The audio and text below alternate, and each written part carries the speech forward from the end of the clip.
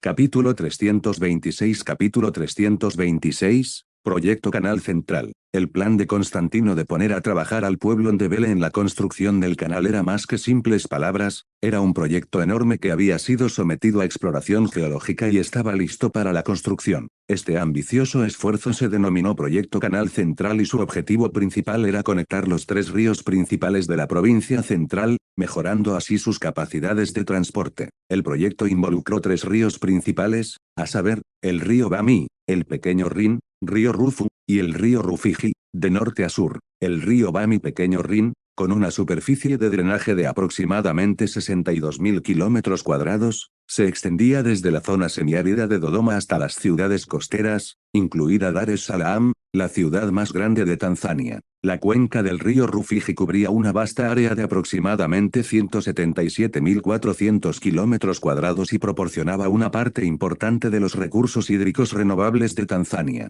El proyecto se centró en los tramos medio y bajo de estos ríos, situados en la llanura costera oriental. Una vez terminado, cubriría aproximadamente 70.000 kilómetros cuadrados en las tres cuencas fluviales, proporcionando una ruta de transporte vital para personas y mercancías y abriendo nuevas opciones de transporte dentro de la provincia central. Durante una reunión en el Palacio Period Victe, el diseñador jefe del proyecto del canal, el ingeniero austriaco de conservación de agua Vaskov, presentó el plan de construcción a Constantino y a los funcionarios de África Oriental. El plan implicaba construir un canal de 47 kilómetros desde el tramo superior del pequeño Rin para conectar con el tramo medio del río Rufiji, utilizando el lago Nazca en el este de Mpanga como conducto. Sin embargo, Constantin expresó su preocupación por el terreno y la posibilidad de que el agua del pequeño Rin desemboque en el río Rufiji. Vaskov explicó que el área alrededor del lago Nazca actuó como una cuenca hidrográfica debido a su terreno único, permitiendo el desvío de agua hacia el pequeño Rin. Había dos opciones para el proyecto de la línea norte, que conecta el pequeño Rin y el río Bami. El primer plan consistía en construir un canal a lo largo de la costa en el fondo de los dos ríos, mientras que el segundo plan implicaba cavar un canal en el interior cerca de Morogoro, con un recorrido más largo pero con menores costos de construcción. Constantin sugirió considerar ambas opciones y potencialmente construir dos canales simultáneamente. Vaskov mencionó que esto requeriría una cantidad significativa de mano de obra, a lo que Constantino respondió que había preparado suficiente mano de obra para la construcción del canal, aunque necesitarían tiempo para llegar. Finalmente, decidieron comenzar la construcción con el canal desde el río Rufiji hasta el pequeño Rin, el canal número 3, que se consideraba el tramo menos difícil y con menor cantidad de trabajo. Esto marcó el inicio del proyecto del Canal Central, un ambicioso esfuerzo destinado a transformar las perspectivas de transporte y desarrollo de la provincia central de África Oriental. Final de este capítulo. Capítulo 327, hacia el sur. Capítulo 327. En África Oriental, las condiciones geográficas no favorecían la presencia de ríos aptos para el transporte marítimo por dos motivos principales. En primer lugar, la topografía consistía en grandes desniveles a lo largo de todos los ríos principales. En segundo lugar, el clima provocó importantes variaciones estacionales en los niveles de las aguas de los ríos. Sin embargo, la provincia central fue una excepción. El terreno era relativamente plano e incluso durante la estación seca caían abundantes precipitaciones. Por ejemplo, las montañas Ulugulu, donde nacen los ríos Bami y Pequeño Rin, recibieron una precipitación media anual de más de 3.000 milímetros, gracias a su función de interceptar el vapor de agua del Océano Índico. El río Rufiji, que nace en las montañas a lo largo del lago Malawi, también ofrecía condiciones favorables para la construcción del canal. Fluyó a través de un área grande, proporcionando precipitaciones sustanciales en su zona de captación aguas abajo. Después de marchar durante medio mes, el ejército contrainsurgente, formado por guardias fronterizos de la provincia del sur de Salzburgo y algunas milicias armadas dirigidas por Stuart, llegó a Bulawayo, la capital del reino Matabele. En el camino, el pueblo de Vele no pudo resistir a los guardias fronterizos del sur de Salzburgo, bien equipados. La guardia fronteriza del sur de Salzburgo, entrenada por graduados de la Academia Militar de Echingen y veteranos de la guerra franco-prusiana, estaba armada con rifles de Weiser y artillería móvil. Su efectividad en combate fue superior a la de muchas fuerzas europeas, lo que resultó ventajoso en el África subsahariana. El pueblo Ndebele, a diferencia de los nativos de la meseta de África Oriental, no era conocido por su capacidad para correr largas distancias. Esto se debió a su civilización agrícola y ganadera, que no requería la caza constante para sobrevivir. En cambio, se centraron en la agricultura y la cría de animales, lo que los hizo menos hábiles para correr largas distancias. Casos, que actuó como guía de Stuart, había escapado de una rebelión de Ndebele anterior y estaba íntimamente familiarizado con el terreno. Su conocimiento de la geografía local fue invaluable durante su campaña. Cuando se acercaban a Bulawayo, Constantino ordenó al ejército que se preparara para cruzar un río. Casos, su guía, les aseguró que la profundidad del río era manejable, incluso en la temporada de lluvias. El cruce del río transcurrió sin incidentes, ya que los indígenas carecían de estrategias militares y no intentaron una emboscada durante el cruce. En el reino Matabele, el conocimiento se concentraba en la capital, siendo el primer ministro de Lobengula una de las pocas personas con conocimientos entre la población indígena. Tenía conocimientos matemáticos básicos, heredados de su padre, un comerciante suajili, que utilizó para monopolizar la recaudación de impuestos y el control económico dentro del reino. Las tropas de África Oriental, incluidas las unidades de la milicia, estaban bien entrenadas y equipadas con rifles Reiser, lo que las hacía formidables en combate. El pueblo Ndebele, a pesar de sus conocimientos, se centraba principalmente en apoyar el gobierno de Lobengula y carecía de experiencia en la guerra. Sus líderes militares eran a menudo guerreros con conocimientos limitados de estrategia y táctica. Cuando el ejército de África Oriental se acercaba a Bulawayo, Lobengula recibió noticias de su avance. Estaba enojado por el comportamiento de sus líderes militares que se habían retirado del frente. Lobengula los acusó de cobardía y achacó su falta de resistencia a la indulgencia con el alcohol y el placer, alegando que habían olvidado las tradiciones militares Ndebele. Ante las acusaciones de Lobengula, el grupo de ancianos líderes militares permaneció en silencio, conscientes de que su fracaso había deshonrado su herencia guerrera Ndebele. Final de este capítulo. Capítulo 328.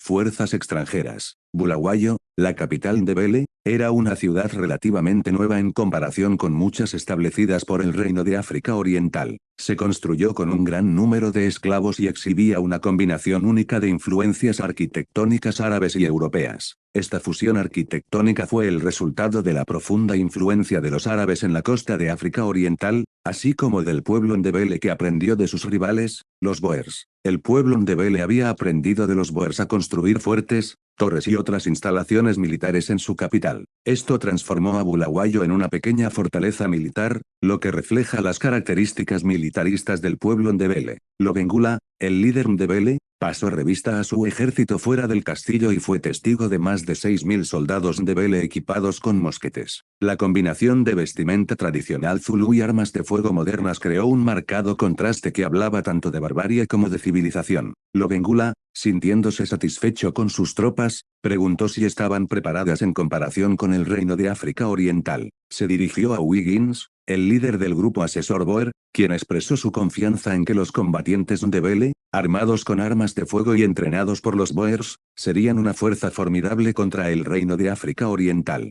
Los combatientes Ndebele, divididos en equipos cuadrados, demostraron sus habilidades con los mosquetes disparando contra estacas de madera. Lobengula quedó impresionado con el poder de los mosquetes y creyó que podrían disuadir a las fuerzas de África Oriental. Mientras tanto, un explorador llegó a las tropas fronterizas de la provincia sur de Salzburgo e informó del acercamiento de la segunda brigada del ejército de la ruta sur de África Oriental, que había estado operando en el sureste para reprimir la rebelión indígena. Stuart, líder de las tropas fronterizas del sur de Salzburgo, dio la bienvenida a Jan Reed, comandante de la segunda brigada. Reed confirmó la represión de la rebelión en el sureste y presentó los Boers capturados y un carro cargado de municiones. Stuart reconoció la importancia de las municiones e interrogó a los cautivos Boer. Se reveló que los Boers habían estado suministrando armas al pueblo Ndebele. Stuart se dio cuenta de que esta situación podría ser más compleja de lo que parecía. Los cautivos Boer acordaron cooperar y proporcionar información a cambio de su seguridad. Revelaron que su misión era comerciar con el pueblo Ndebele, proporcionándoles armas de fuego para para debilitar a los Ndebele y al Reino de África Oriental.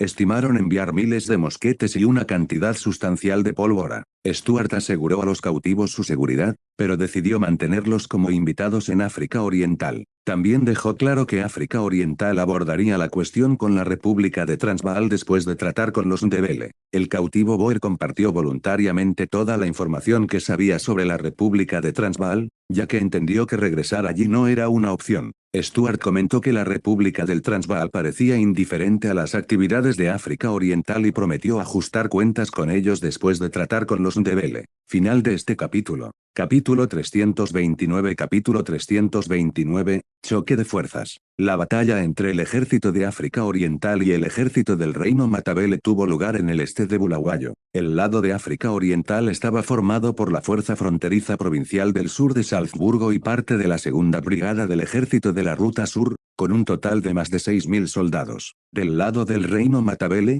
había más de 16.000 soldados, incluidos más de 10.000 sirvientes Sona. Stuart, sosteniendo un telescopio, observó al ejército del Reino Matabele frente a ellos y comentó sobre su elección de participar en una batalla frontal en lugar de una guerra de guerrillas. Mencionó que el ejército de África Oriental tenía experiencia en la guerra antiguerrilla pero prefería enfrentarse a enemigos que luchaban con dignidad. El pueblo Ndebele eligió esta táctica de batalla frontal porque carecían de experiencia en el uso eficaz de mosquetes y dependían en gran medida de los instructores Boer para su estructura de mando. Los Boers habían adaptado las tácticas de línea británicas para las fuerzas Ndebele. Stuart señaló que los oficiales de África Oriental, incluida la Fuerza Fronteriza Provincial del Sur de Salzburgo, eran graduados de la Academia Militar de Echingen con experiencia en la guerra franco-prusiana. Estaban bien versados en tácticas de línea de escaramuza más avanzadas, lo que los convertía en oponentes formidables. Lobengula, el líder Ndebele,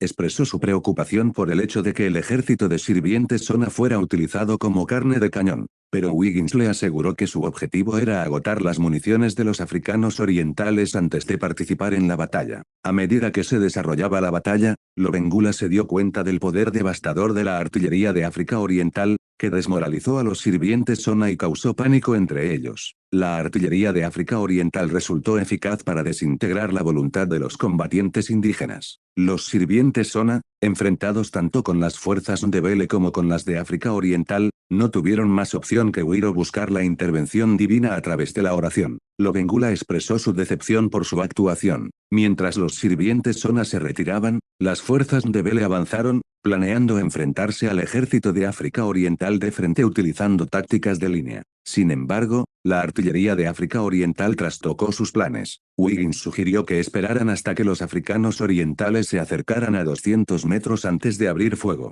Sin embargo, Wiggins subestimó el alcance y la precisión de los rifles de láser utilizados por la Fuerza Fronteriza Provincial del Sur de Salzburgo, que eran superiores a los rifles Ndebele. El ejército de África Oriental continuó avanzando como una fuerza cohesiva, armada con armas y equipos superiores. Wiggins, con sede en Sudáfrica, no se había mantenido al día con los últimos avances militares europeos y no se había dado cuenta de las capacidades avanzadas de la Fuerza Fronteriza Provincial del Sur de Salzburgo. El escenario estaba preparado para un enfrentamiento entre el Reino Ndebele y el ejército de África Oriental, y el resultado seguía siendo incierto. Final de este capítulo. Capítulo 330, Retiro. Capítulo 330. A medida que el ejército de África Oriental se acercaba, la distancia entre las dos fuerzas se redujo a unos 500 metros. Wiggins estaba esperando que el ejército de África Oriental entrara en su campo de tiro, pero los africanos orientales no le dieron esa oportunidad. Los rifles de láser utilizados por los africanos orientales tenían un alcance efectivo mayor y abrían fuego a 500 metros. Con la orden de disparar,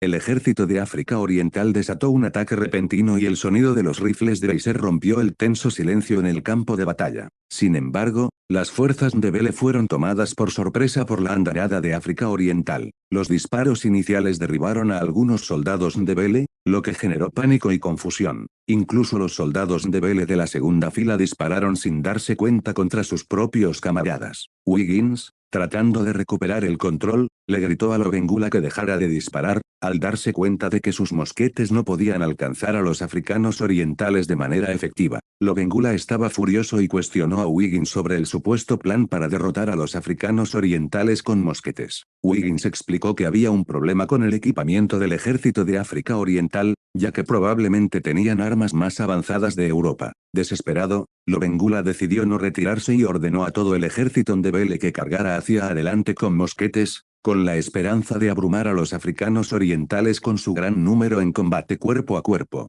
La artillería de África Oriental siguió bombardeando el campamento de Ndebele, lo que disminuyó aún más su voluntad de luchar. Sin embargo, la carga personal y el liderazgo de Lobengula elevaron temporalmente la moral de los Ndebele, y siguieron a su rey a la batalla. El ejército de África Oriental reconoció las intenciones de los Ndebele y preparó su caballería para la acción. La caballería de África Oriental, equipada con carabinas de láser y cuchillos rectos de África Oriental, avanzó. Los cuchillos rectos de África Oriental se inspiraron en las preferencias personales de Ernst y se habían convertido en el arma favorita de la caballería de África Oriental. Demostraron ser eficaces para capturar a los trabajadores indígenas sin causar daños graves. La caballería de África Oriental cargó contra las filas Ndebele, con sus cuchillos rectos brillando al sol. El impacto de los caballos, combinado con la precisión de la caballería, provocó bajas entre los combatientes Ndebele. Lobengula evitó por poco un cuchillo recto, pero fue pisoteado por un caballo y perdió el conocimiento debido al impacto.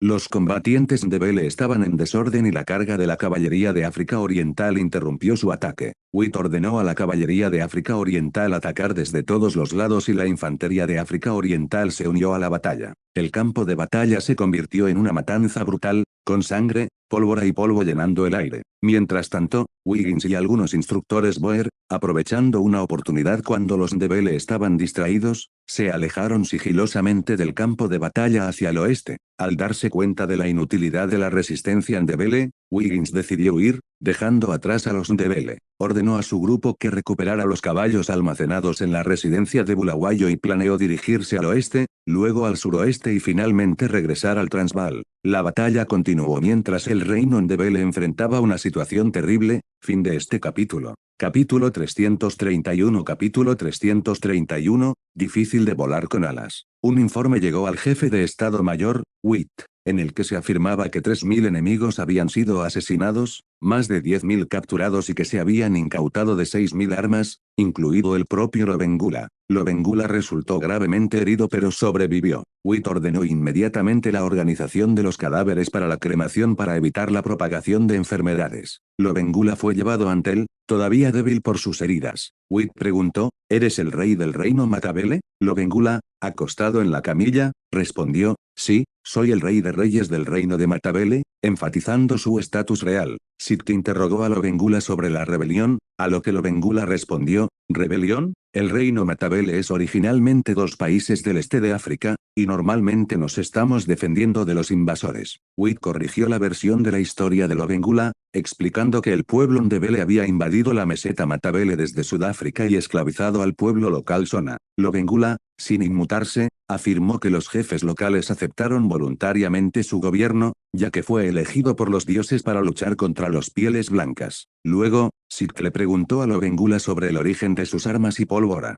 Lobengula señaló a Wiggins, culpándolo por su situación e instando a su captura. Witt ordenó a sus subordinados que encontraran a Wiggins y al grupo asesor Boer. Habían partido 1 hora antes a caballo y fueron perseguidos por exploradores de África Oriental. Wiggins y su grupo lograron escapar de Bulawayo y se dirigieron hacia el oeste. Wiggins se sintió aliviado de haber eludido a sus perseguidores, creyendo que no se encontrarían con el ejército de África Oriental en el vasto reino Matabele. Sin embargo, sin que ellos lo supieran, se había enviado un pequeño equipo de patrulla de África Oriental, parte del ejército del sudoeste, para investigar la inusual actividad en la región. Esta patrulla no estaba al tanto de la rebelión Ndebele y no tenía conocimiento de Wiggins ni de su grupo. La patrulla del ejército del sudoeste vio a Wiggins y su grupo, y ambos lados desconfiaron el uno del otro. Con 7 miembros de la patrulla y 13 en el grupo de Wiggins, tenían la ventaja numérica. Wiggins decidió atacar primero, con la esperanza de eliminar a la patrulla. El capitán de la patrulla ordenó a sus hombres que desenvainaran sus sables en lugar de usar sus armas, ya que anticipaban dificultades para disparar con precisión a caballo. El enfrentamiento se intensificó rápidamente, pero la patrulla de África Oriental utilizó sus habilidades de equitación y sable de manera efectiva, ganando ventaja. Wiggins fue capturado y el resto de su grupo Boer fue asesinado o hecho prisionero. El 28 de mayo de 1871, Wiggins, el criminal Boer, fue arrestado, lo que proporcionó a África Oriental pruebas concretas del apoyo de los Boers a la rebelión de Bele. Fin de este capítulo. Capítulo 332. Capítulo 332, Semillas de arroz. El gobierno de África Oriental estaba disgustado con el apoyo encubierto de los Boers al pueblo Ndebele. Algunos, incluidos individuos de lineadura liderados por Constantino, querían lanzar un ataque inmediato contra la República de Transvaal. Sin embargo, Ernst pidió cautela. Ernst argumentó, debemos condenar las acciones de los Boers, pero el momento oportuno es crucial. Si presionamos demasiado a los Boers y los llevamos a los brazos de los británicos, no terminará bien para nosotros. Así que, incluso si planeamos atacar para los Boers, debemos hacerlo después de una minuciosa preparación. Debemos tomar a la República de Transvaal por sorpresa, sin darles tiempo para reaccionar. La decisión de Ernst se basó en precedentes históricos. Históricamente, los Boers buscaron refugio con los británicos cuando se enfrentaron a la presión del reino Zulu, a pesar de que los zulúes contaban con el apoyo británico. Esto finalmente condujo a la Segunda Guerra Boer, impulsada por una disputa de intereses. Los Boers resistieron a los británicos, pero supieron elegir sabiamente a sus aliados cuando se vieron amenazados. El Reino de África Oriental decidió prepararse primero para la guerra. Cuestionarían a la República de Transvaal a finales de año y luego lanzarían un ataque sorpresa sin darles tiempo a reaccionar. Usarían las pruebas que tenían para declarar la guerra. En consecuencia, África Oriental comenzó a transferir tropas a la meseta de Matabele mientras hacía la vista gorda ante el apoyo de los Boers al pueblo Ndebele. Continuaron aumentando el comercio con la República Boer para socavar a su clase dominante. Al mismo tiempo, aumentaron los esfuerzos de infiltración y recopilación de inteligencia entre los Boers, particularmente aquellos con afiliaciones alemanas. En junio, la región de los Grandes Lagos se acercaba a la temporada de cosecha de arroz. Esta región se había convertido en la mayor base de plantación de arroz del este de África, superando incluso las llanuras costeras. El clima de la región de los Grandes Lagos favorecía el arroz japonica, una variedad procedente del lejano oriente, especialmente de un lugar llamado Shanxi. Si bien los Grandes Lagos tenían abundantes lluvias y diferentes condiciones del suelo, se descubrió que el arroz japonica, sensible a la temperatura, crecía bien allí, particularmente en altitudes más altas. El clima en la región de los Grandes Lagos se parecía al de algunas zonas del extremo noreste del lejano oriente. Por lo tanto, África Oriental eligió semillas de arroz de esta región porque estaban adaptadas al entorno de los Grandes Lagos. Marcos, investigador del arroz en África Oriental, recomendó promover el cultivo de esta variedad de arroz a gran escala. El arroz de la región de los Grandes Lagos tenía un sabor más completo y era más adecuado para el mercado del lejano oriente debido a una temporada de crecimiento más larga y una mayor variación diaria de temperatura. Bernstein, funcionario de la provincia de los Grandes Lagos del Norte, interrogó a Marcos sobre las diferencias entre el arroz cultivado en los Grandes Lagos y el de las llanuras costeras. Marcos explicó que era una cuestión de preferencias personales, ya que el arroz de grano largo era popular en Oriente Medio y la India, mientras que en el lejano Oriente se prefería el arroz al vapor. Estas variedades de arroz se adaptaban a diferentes hábitos y preferencias culinarias. Discutieron la idoneidad de las variedades de arroz para diferentes mercados. El arroz de la región de los Grandes Lagos parecía más adecuado para el mercado del lejano Oriente, mientras que las provincias costeras del este de África abastecían a los mercados de Medio Oriente y la India. Marcos, aunque no era un experto en mejoramiento de arroz, había sido contratado como investigador de arroz debido a su experiencia. Observó el crecimiento de varias variedades de arroz y registró datos como referencia para el gobierno de África Oriental. África Oriental carecía de talento en el mejoramiento e hibridación de arroz, por lo que importaron variedades maduras y las adaptaron a las condiciones locales, lo que resultó en mayores rendimientos y mejor calidad. El Reino de África Oriental era una nación diversa y la experiencia en el cultivo del arroz era limitada. Por lo tanto, el enfoque fue introducir variedades maduras de arroz del extranjero y adaptarlas a las condiciones locales para un cultivo más amplio. Fin de este capítulo. Capítulo 333. Capítulo 333. Alianza triangular. La decisión de cultivar arroz japónica en la región de los Grandes Lagos de África Oriental no se debió solo a la adaptación al clima local, también tenía como objetivo mejorar la competitividad en el mercado internacional. Regiones como el Lejano Oriente, Japón, Corea del Norte y partes del sudeste asiático tenían necesidades distintas de arroz en comparación con el Medio Oriente y la India. El mercado internacional de cereales se había vuelto cada vez más complejo, con la producción de cereales del este de África, junto con la expansión de la producción en los Estados Unidos, Australia, Canadá y la Rusia zarista, lo que llevó a un exceso de capacidad en la producción de alimentos en todo el mundo. La rápida industrialización de varios países había contribuido a este exceso de capacidad, y el mundo estaba experimentando un periodo de extrema prosperidad antes de una crisis económica inminente. El objetivo de Ernst era optimizar la industria de África Oriental, desarrollar su mercado interno, deshacerse de los activos improductivos en Europa y fortalecer aún más las barreras económicas para separar a África Oriental del mercado mundial. África Oriental siempre había mantenido una integración económica limitada con el mercado mundial debido a su condición de país propiedad de un consorcio, donde todo el comercio exterior tenía que pasar a través del consorcio Exingen. La inminente crisis económica mundial tenía el potencial de alterar los ingresos del consorcio Exingen, ya que la mayoría de sus activos estaban en Alemania y el Imperio Austrohúngaro. Ernst no estaba seguro de cuándo podría estallar esta crisis económica, pero la historia sugirió que comenzó en 1873, con signos que aparecieron a finales de 1872. La crisis se centró inicialmente en los Estados Unidos y el Imperio Austrohúngaro. En julio de 1871, debido a la construcción de Nairobi en África Oriental y al traslado de algunos trabajadores industriales del Lejano Oriente, junto con la reducción de pedidos provocada por el fin de dos guerras en Europa, la industria textil de Jiaozhou tuvo que reducir su capacidad de producción. El consorcio de Exingen decidió vender las máquinas sobrantes de la fábrica textil de Jiaozhou. Levins, representante de ventas de la fábrica textil de Jiaozhou, explicó que estas máquinas eran casi nuevas y se encontraban entre las más avanzadas del mundo.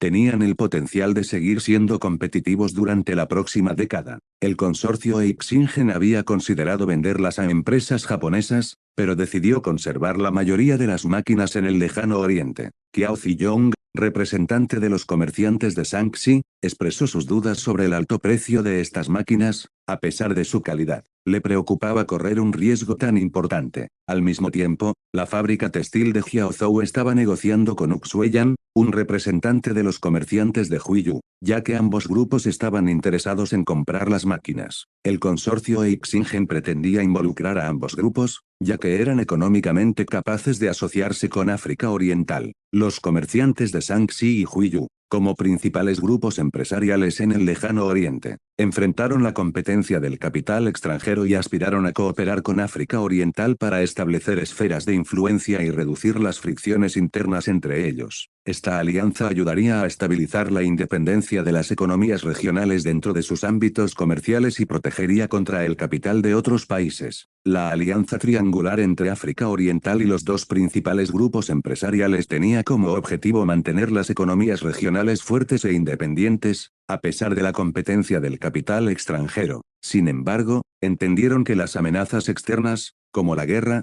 podrían potencialmente cambiar la dinámica de su competencia. Por ejemplo, los comerciantes de Huiyu se enfrentaban a una situación precaria debido a su ubicación geográfica, y el capital británico ya tenía un punto de apoyo en la cuenca del río Jianghuai. La cooperación entre estos grupos era esencial para su resiliencia colectiva en un entorno global competitivo. Fin de este capítulo. Capítulo 334. Capítulo 334, Alianza Triangular, continuación. La formación de la alianza empresarial triangular propuesta por el consorcio Exingen tuvo sus complejidades. Es posible que los comerciantes de Shaanxi y los de Huiyu no estuvieran del todo dispuestos a cooperar, especialmente los primeros. Exingen Bank realizaba negocios principalmente en el norte de China, lo cual no era su fuerte, y carecía de la influencia de potencias locales como comerciantes, eruditos, agricultores y comerciantes de Shaanxi de Yuhai. Si bien es posible que todavía tengan cierta influencia en Shaanxi, no sería fácil extenderla al norte de China. Para los comerciantes de Shaanxi, la cooperación con el consorcio de Xingen ofrecía beneficios potenciales.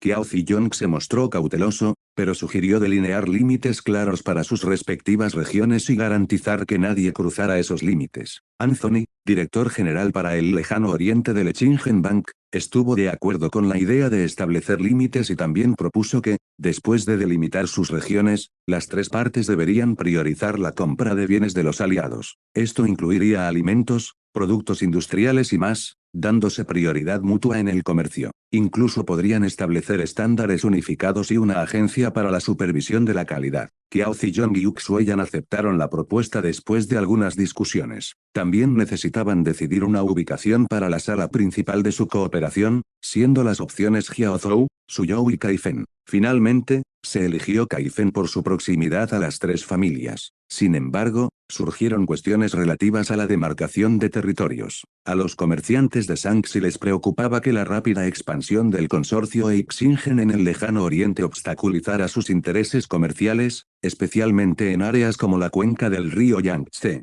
Anthony les aseguró que el banco Xingen había estado operando dentro de sus regiones actuales con permisos oficiales de las autoridades locales. Hizo hincapié en que la gente elegía productos rentables y de alta calidad, y eso había impulsado su expansión. También mencionó que su mayor rival probablemente eran los británicos, no los comerciantes locales, y que el banco Xingen no tenía intención de competir con los británicos en la cuenca del río Yangtze. Uxueyan cuestionó si el banco Xingen pertenecía a Prusia, al Imperio Austrohúngaro o al Reino de África Oriental, ya que pocas personas sabían sobre este último. Anthony aclaró que el Xingen Bank era una empresa nacional alemana que representaba a toda la nación alemana y no a países específicos. Qiao Ziyong expresó curiosidad sobre Xingen Bank y si alguien podría visitar su empresa en Europa para conocer más sobre su modelo operativo. Anthony sugirió que Qiao Ziyong visitara los Países Bajos, un lugar con un fuerte ambiente de negocios y un enfoque puro en la industria financiera. Uxueyan también expresó interés en enviar representantes a Europa para estudiar.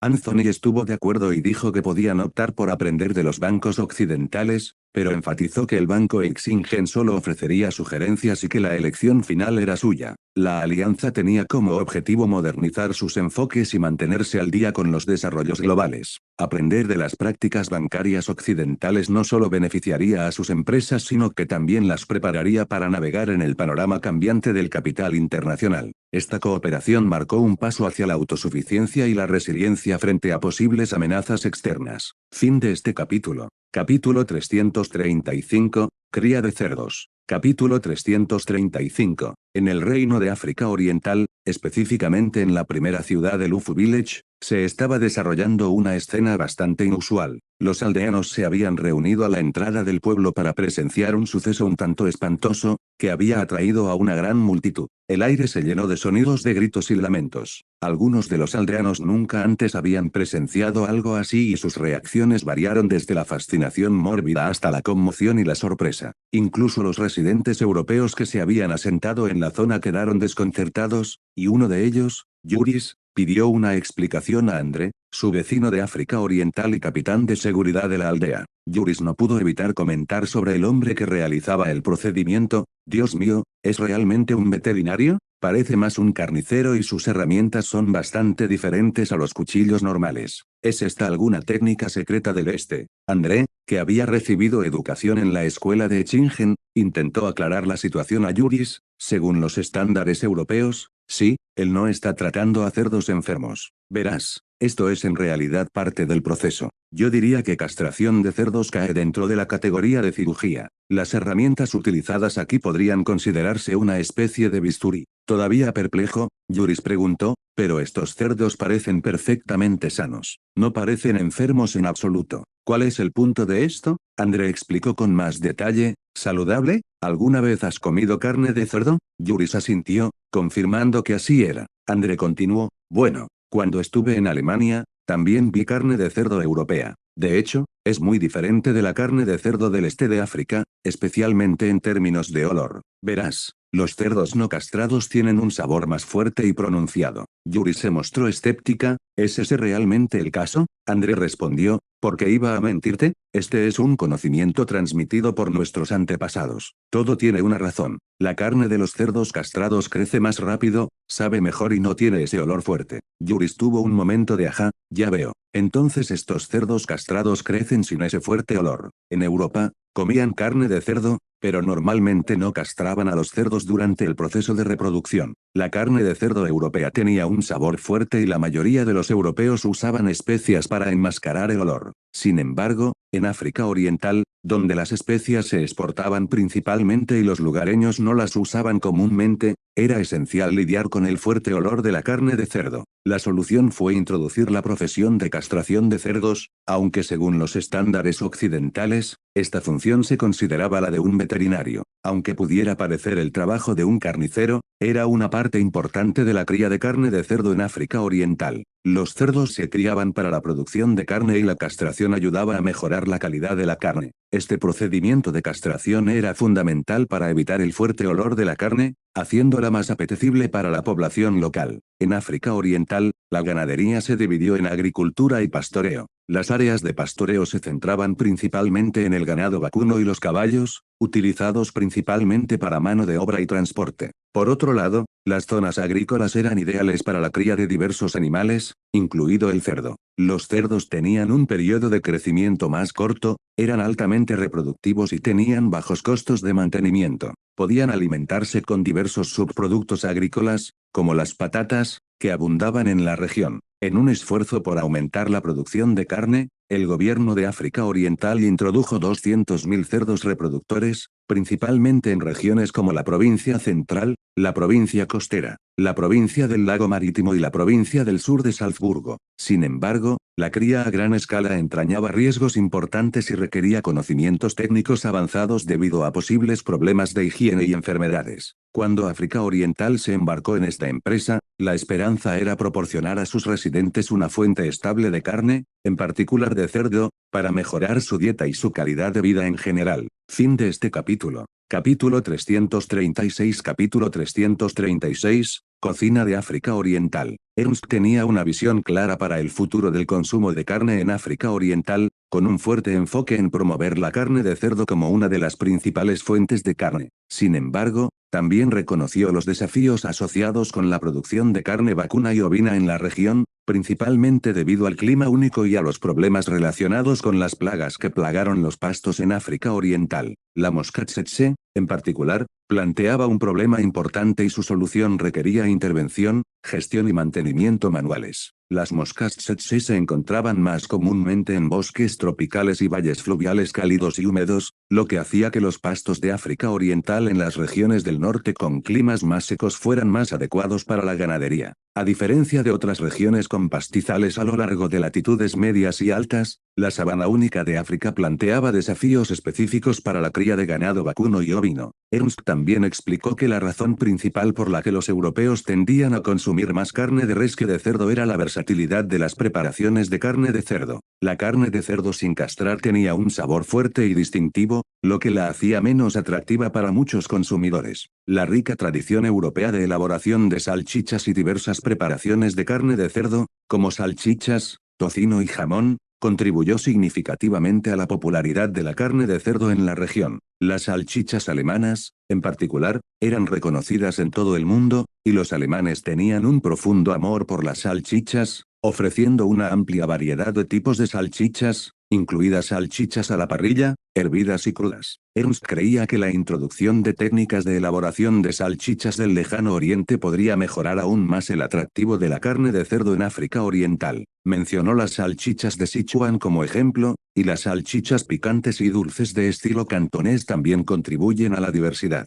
Además de la producción de embutidos, África Oriental tenía otro as culinario bajo la manga, los productos salados. Estos productos cárnicos en conserva desempeñaron un papel crucial en la cocina de África Oriental, ofreciendo un sabor único que podría desarrollarse y adaptarse aún más. Ernst también destacó que estos productos eran adecuados para raciones militares enlatadas, citando los éxitos anteriores con carne de vacuno y cerdo estofada enlatada en la fábrica de alimentos de Viena. Si bien estos productos enlatados superaron en sabor a la carne en conserva británica, los altos costos de producción y la vida útil limitada limitaron su uso generalizado. Ernst se mostró entusiasmado con el potencial de desarrollo alimentario en África Oriental. Las empresas alimentarias de Echingen estaban invirtiendo mucho en investigación y desarrollo, centrándose en técnicas de conservación y almacenamiento de alimentos. Su objetivo era sacar provecho de recetas preparadas del lejano oriente y traer nuevos sabores a Europa. La cocina de África Oriental ya era diversa, influenciada por inmigrantes de diversas regiones, particularmente del lejano oriente e Italia.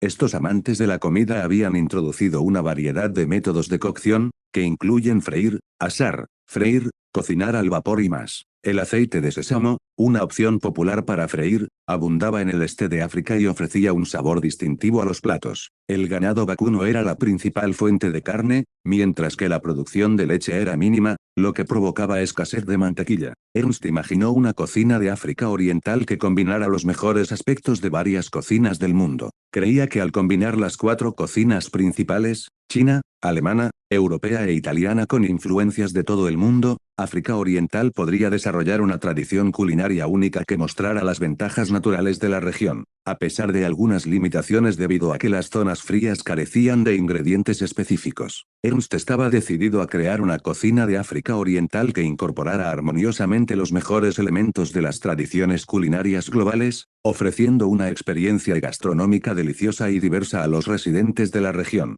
Fin de este capítulo. Capítulo 337. Capítulo 337, compañero americano. En el bullicioso puerto de Nueva York, desembarcaron de su barco inmigrantes italianos, muchos de ellos sufriendo mareos. Se enfrentaron a una escena caótica mientras el personal impaciente los sacaba apresuradamente del barco. Estaba claro que su llegada a Estados Unidos no trajo inmediatamente la libertad y prosperidad que esperaban. Entre la multitud se encontraba Jonathan, el director general norteamericano del Echingen Bank, acompañado por su esposa, Angela. Observaron la conmoción en el muelle, discutiendo la afluencia de inmigrantes italianos. Jonathan, otro barco de inmigrantes. Angela, probablemente sea italiano. De hecho, hay muchos italianos que han venido a Estados Unidos recientemente. Hace algún tiempo, los italianos atracaban en Nueva York casi todos los días. Parece que la situación en el Reino de Italia no es muy buena. Jonathan, un alemán orgulloso, tenía opiniones firmes sobre Italia debido a conflictos históricos. Sin embargo,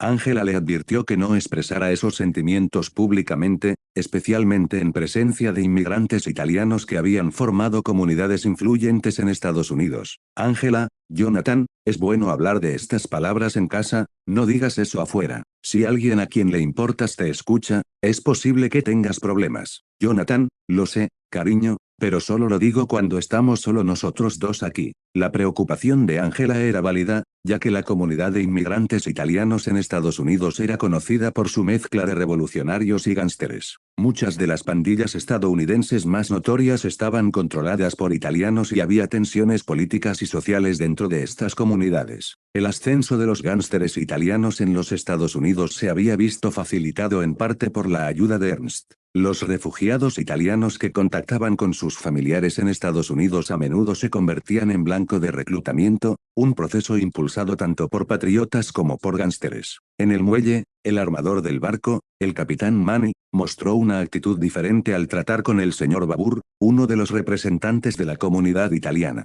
Los italianos habían comenzado a reunir fondos para garantizar la llegada segura de sus compatriotas a Estados Unidos después de informes de armadores sin escrúpulos que abandonaban inmigrantes en el mar. Capitán Manny, señor Babur, esto es parte de la tarifa recaudada por nuestra Cámara de Comercio. Gracias por su amabilidad y por salvar a tantos italianos. El capitán Manny había tratado con impaciencia a los recientes inmigrantes italianos, pero el dinero proporcionado por el señor Babur cambió considerablemente su comportamiento. De vuelta en el muelle, los inmigrantes italianos que acababan de desembarcar del barco fueron recibidos con ayuda de otros italianos. Recibieron pan y agua, y a quienes lo necesitaban se les ofreció asesoramiento y ayuda en su transición a la vida en Estados Unidos. Un italiano, que había perdido a su familia en Italia y buscó refugio en Estados Unidos, expresó su gratitud por la amabilidad que había encontrado desde que desembarcó. Italiano, Estaba en el barco y sentí que me estaba muriendo, pero cuando pisé tierra, me sentí vivo.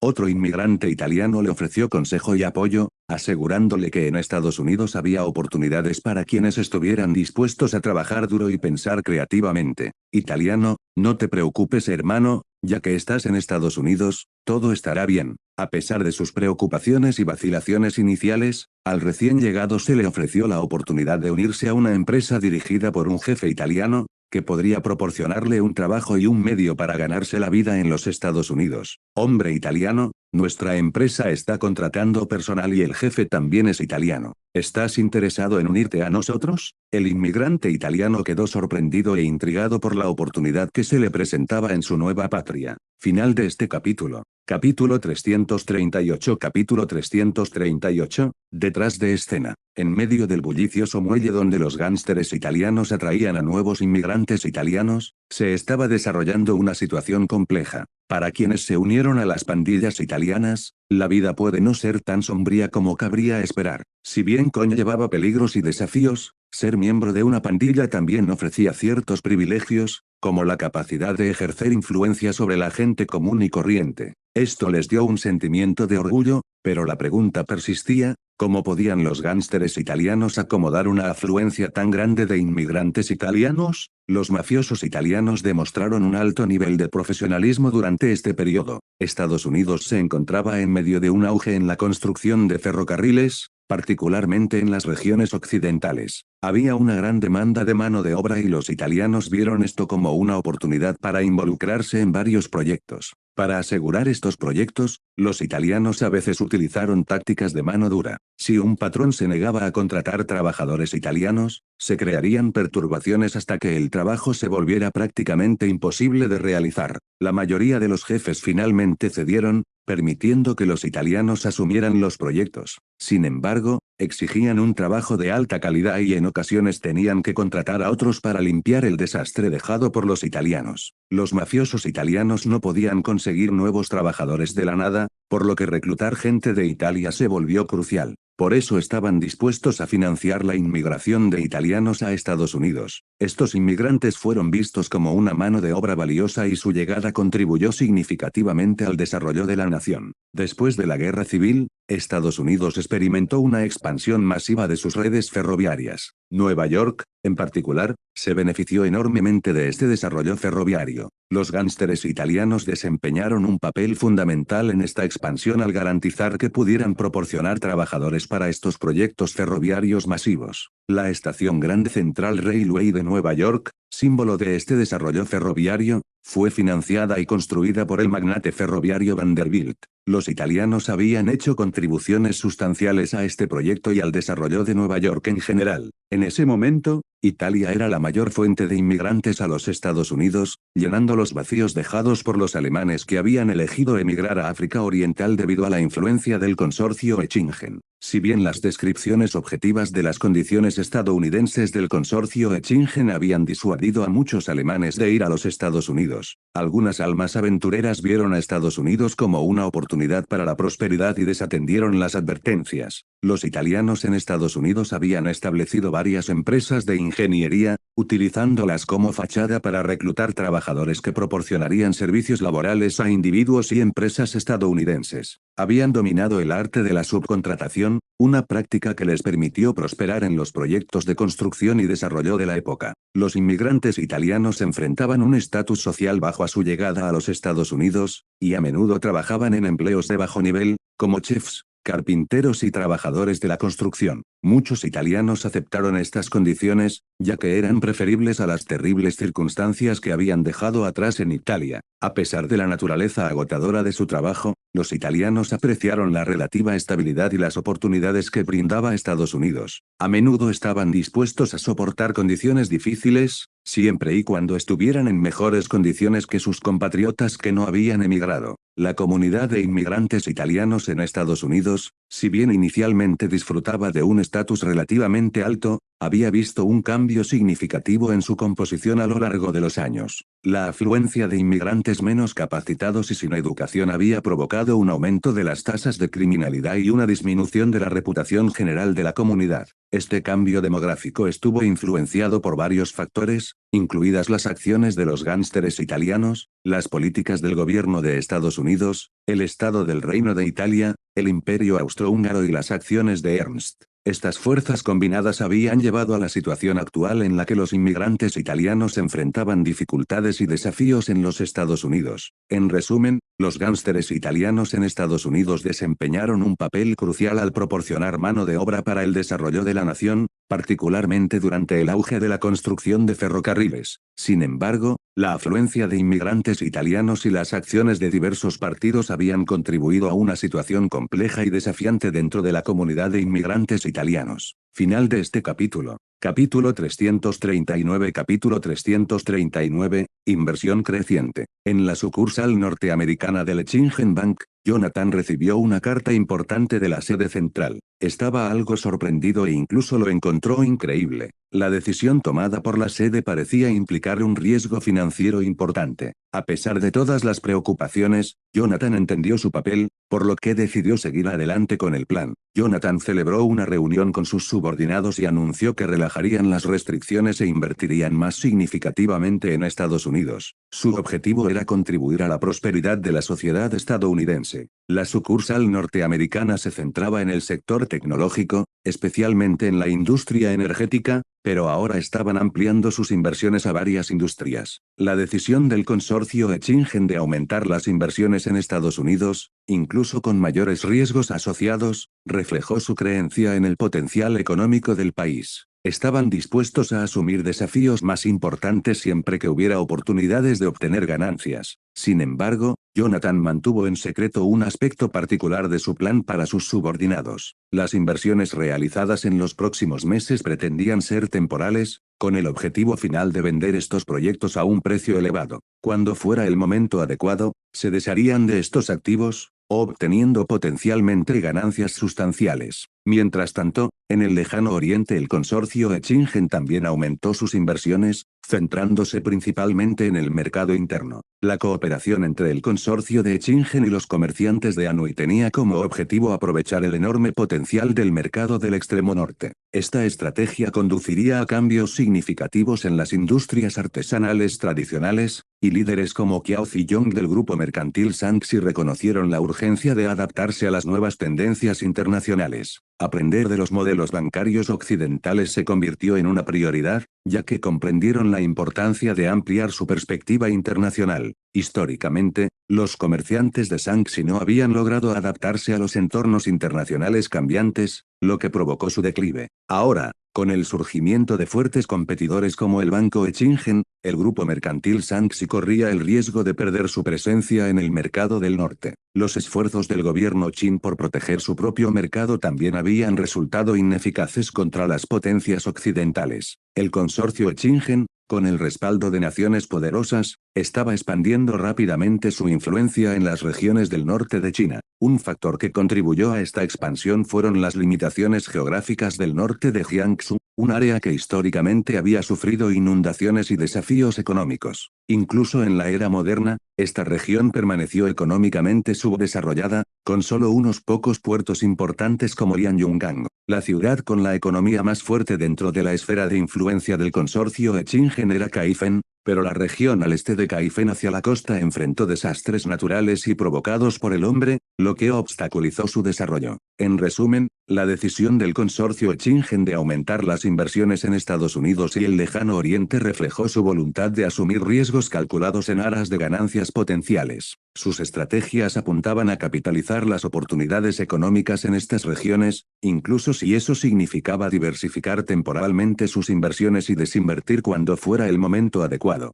Final de este capítulo. Capítulo 340. Capítulo 340, Zona Económica de Huaihai. La zona económica planificada por los 4 consorcios de Exchange en el lejano oriente, que incluye el sur de Shandong, el norte de Jiangsu, el este de Henan y el norte de Anhui, Fue considerada una depresión económica debido a una combinación de desastres naturales y provocados por el hombre a lo largo de los años. Si bien factores naturales como el desplazamiento del río Amarillo influyeron, fueron principalmente los desastres provocados por el hombre y la alteración del sistema económico feudal local los que llevaron a esta situación. Históricamente, esta región, incluida la mansión Huai'an, había sido próspera debido a su ubicación a lo largo del Gran Canal Beijing-Hangzhou. Sin embargo, con el desvío del río Amarillo, la disminución del transporte acuático y el aumento del transporte marítimo, la vitalidad económica de esta zona disminuyó gradualmente. Cuando el consorcio Echingen llegó a esta región, aprovechó la situación creada por sucesivos desastres naturales y provocados por el hombre. Los trastornos causados por las inundaciones y los conflictos habían debilitado la economía local y la gente había perdido sus fuentes de ingresos. Ernst,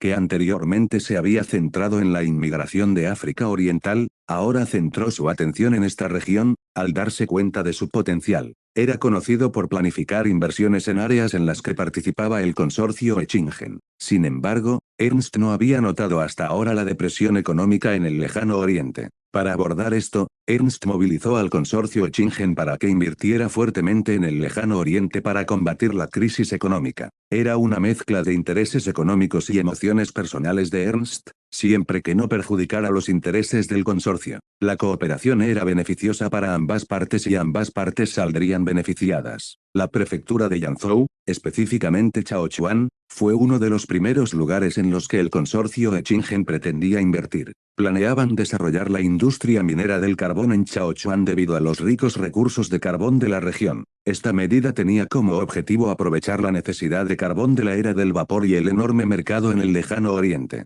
El gobierno Qin, representado por Chen Shijie, cooperaba con el consorcio Echingen en esta empresa. Aunque el gobierno Qin no tenía intención de invertir capital directamente, permitió a los comerciantes de Huiyu, a los comerciantes de Shaanxi y al consorcio invertir en la región y desarrollar conjuntamente lo que se conocería como la zona económica de Huaiyai. Esta zona económica abarcaba 4 provincias y estaba ubicada estratégicamente para aprovechar los recursos de carbón de la región. La ciudad de Lanling, que se planea desarrollar en el área de Chaochuan, serviría como un centro industrial impulsado por la industria minera del carbón. Se esperaba que desempeñara un papel fundamental en la industrialización y dependería del transporte acuático a través del lago y los ríos Beisan para dar servicio a toda la zona económica de Huaiyai. La ciudad de Lanling fue solo el punto de partida. El consorcio Echingen planeaba desarrollar minas de carbón en varias regiones de la zona económica de Huaiyai, como Jining, Linyi, Huaibei, Yibo, e incluso hasta Huainan,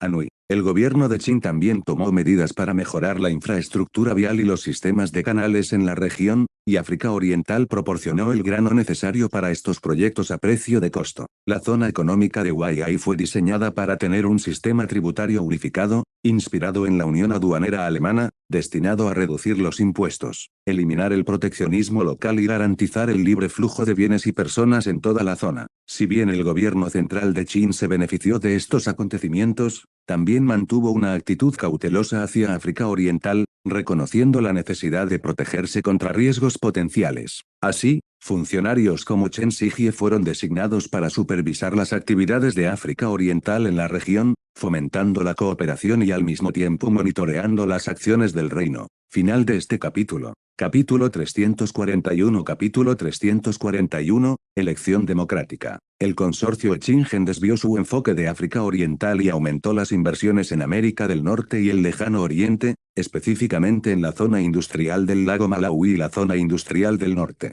El consorcio invirtió de forma independiente en la zona industrial del lago Malawi, pero su industria pesada aún estaba en proceso de construcción, lo que requirió mucho tiempo y recursos. El desarrollo de infraestructura en la región fue un desafío, dado el terreno montañoso y accidentado cerca del lago Malawi. La construcción de carreteras y otras infraestructuras necesarias aumentó los costos. Además, el consorcio necesitaba atraer nuevos inmigrantes para llenar la zona industrial y proporcionar la mano de obra necesaria. Sin embargo, la inmigración a África Oriental había mostrado una disminución. La inmigración alemana, en particular, había disminuido significativamente. Para compensar esto, África Oriental se centró en aprovechar el potencial de los inmigrantes húngaros. La población magiar en Hungría era relativamente pequeña y representaba solo el 5% de la población total. Los nobles magiares tenían una perspectiva única y tendían a considerar solo a los terratenientes como verdaderos magiares. Esta perspectiva no se alineaba bien con los esfuerzos del Imperio Austrohúngaro por promover la educación obligatoria y fortalecer la identidad nacional.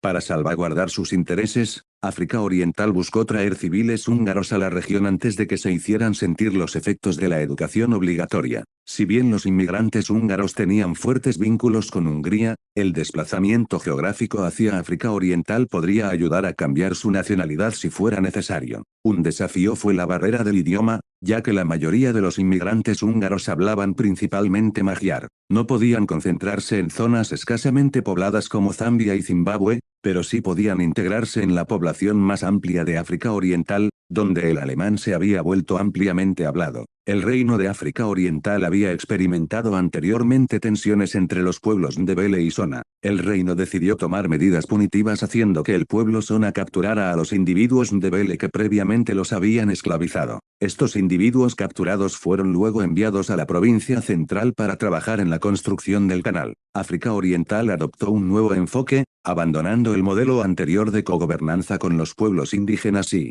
en cambio, ejerciendo un gobierno directo sobre ellos. Dividió al pueblo Shona en más de 150 grandes tribus, cada una con más de 10.000 personas. África Oriental colocó a más de 100 soldados en cada tribu grande para mantener la estabilidad y evitar levantamientos repentinos. Para mantener el control y reducir la población indígena, África Oriental implementó un sistema electoral disfrazado de mandatos religiosos. Cada gran tribu Shona debía pagar tributo a 100 esclavos, pero en lugar de nombrar a estos esclavos directamente, África Oriental permitió al pueblo Shona elegir a sus propios esclavos entre sus propias filas. Esto obligó hábilmente al pueblo Shona a crear conflictos entre ellos eligiendo a individuos con quienes tenían disputas. Los individuos elegidos se convirtieron en esclavos que contribuirían al desarrollo de África Oriental, mientras que la población indígena restante tuvo que enfrentarse a los conflictos en curso. África Oriental seleccionó solo alrededor del 1% de la población como esclava cada vez, por lo que la mayoría de los pueblos indígenas creían que estaban a salvo de ser elegidos. África Oriental siguió transfiriendo 15.000 esclavos desde Zimbabue cada 3 meses para apoyar proyectos de construcción en todo el reino. Mientras tanto, continuamente se traían nuevos inmigrantes de África Oriental a Zimbabue para consolidar el dominio de África Oriental. Al final, esta estrategia obligó al pueblo Shona a sufrir fricciones internas y permitió a África Oriental mantener el control sobre la región al tiempo que reducía la población indígena. Final de este capítulo. Capítulo 342. Capítulo 342, Industria del vidrio. En la provincia del sur de Salzburgo, concretamente en la ciudad de Mbeya, se inauguró con gran expectación el primer horno de la fábrica de cerámica de Mbeya. Los trabajadores entraron al horno y retiraron con cuidado la porcelana recién cocida. Sin embargo, los resultados iniciales fueron decepcionantes. El rendimiento fue solo del 15% y la calidad de los productos terminados fue pobre, con mano de obra tosca y deficiencias estéticas. A pesar de este resultado, todos mantuvieron la esperanza y la determinación de mejorar su tecnología de fabricación de porcelana. El alcalde de la ciudad de Mbeya ofreció palabras de aliento y enfatizó que la fábrica de cerámica de Mbeya lideraría la industria de fabricación de cerámica del reino en el futuro. Se eligió la ciudad de Mbeya como ubicación para la fábrica de cerámica debido a los abundantes recursos de kaolín que se encuentran en las cercanías, por un total de alrededor de 3 millones de toneladas. El gobierno de África Oriental había identificado este recurso, convirtiéndolo en un lugar ideal para la producción de porcelana. En África Oriental, los utensilios civiles se fabricaban principalmente de madera o cerámica, y la porcelana era un bien escaso. Si bien había algunos productos de porcelana importados del lejano oriente, su distribución era limitada. Las cerámicas producidas por la fábrica de cerámica de Mbeya estuvieron entre los primeros productos de porcelana fabricados en África. La tecnología para la producción de porcelana en África Oriental se derivaba principalmente del condado de Yanzhou en el lejano oriente, donde la fabricación de porcelana tenía una larga historia. Se habían traído trabajadores calificados del condado de Yi a África Oriental para aportar su experiencia. África Oriental se centró principalmente en la producción de porcelana tosca para uso civil, ya que no necesitaba competir con las importaciones de porcelana de alta gama de Europa o el lejano oriente. Además,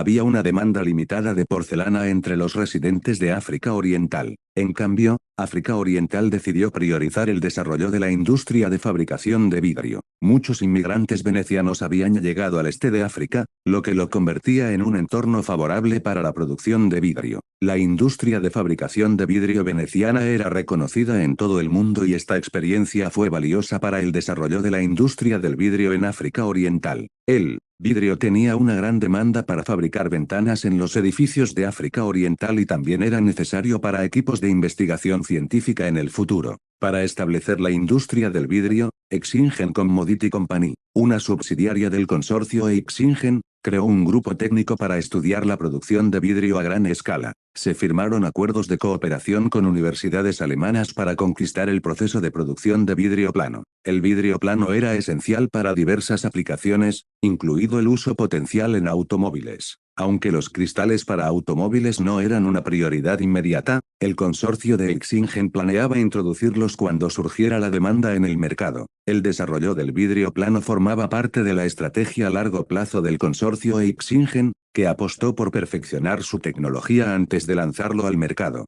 Mientras tanto, también estaban en marcha otros aspectos del desarrollo del automóvil, centrándose en la miniaturización de los motores y el aumento de potencia. Ernst reconoció que pasarían varios años antes de que el consorcio pudiera lanzar un coche práctico. Sin embargo, este cronograma permitió el desarrollo de un diseño más complejo y rentable que disuadiría a los imitadores y aseguraría la ventaja del Reino de África Oriental como pionero en la industria automotriz cuando llegara el momento adecuado. Final de este capítulo. Capítulo 343. Capítulo 343. Expansión agrícola. Anticipándose a posibles conflictos, el gobierno de África Oriental cambió su enfoque de desarrollo hacia Zimbabue, desviando la atención de Zambia. Este cambio estratégico incluyó varias iniciativas clave. 1. Línea telegráfica. Se construyó una línea telegráfica exclusiva que conecta la provincia del sur de Salzburgo directamente con Zimbabue. Esta línea proporcionó un canal de comunicación seguro para que el gobierno central se mantuviera informado sobre los acontecimientos de primera línea. 2. Carretera norte-sur. Se realizaron esfuerzos para organizar al pueblo zona local en la construcción de una carretera básica norte-sur. Este camino fue crucial para garantizar el transporte fluido de alimentos, armas y personal al frente. 3. Fortificaciones. El Reino de África Oriental inició la construcción de una serie de fortificaciones en Zimbabue. En particular, Bulawayo sirvió como una fortaleza militar fundamental responsable de salvaguardar las rutas alimentarias. 4. Uso de la tierra y agricultura. África Oriental afirmó su propiedad de la tierra que anteriormente pertenecía al pueblo Ndebele. El pueblo Zona fue reclasificado como clase proletaria, sujeta a impuestos territoriales. Para promover la agricultura, África Oriental declaró la propiedad exclusiva de todos los animales en Zimbabue, prohibiendo las actividades de caza ilegales. Esta política tenía como objetivo abordar el problema del pueblo Zona que depende de la caza en lugar de la agricultura para su sustento. 5. Suministro de alimentos. Reconociendo la importancia de la producción local de alimentos para apoyar al gran número de tropas estacionadas en Zimbabue, que se espera lleguen a 70.000, África Oriental puso un énfasis significativo en obtener la mayor parte de su suministro de alimentos de fuentes cercanas. 6. Valores de África Oriental. La comprensión de Ernst de los desafíos que implica la introducción de prácticas agrícolas modernas en la región se basó en sus experiencias pasadas. Había sido testigo de que los africanos eran realmente capaces, pero a veces se resistían al cambio, y a menudo se adherían a métodos tradicionales. Sin embargo, reconoció que la ayuda del lejano oriente había demostrado ser eficaz en ciertos países de África Oriental. 7. Regiones africanas contrastantes. La singular historia colonial de África Oriental, distinta de la de África Occidental y Sudáfrica, había moldeado su resistencia a las influencias occidentales, mientras que África Occidental estuvo fuertemente influenciada por Francia y Sudáfrica tenía vínculos económicos con el Reino Unido. África Oriental tuvo una trayectoria diferente. 8. Asistencia de África Oriental. Ernst reconoció que África Oriental estaba entre los países que habían recibido asistencia significativa del lejano oriente.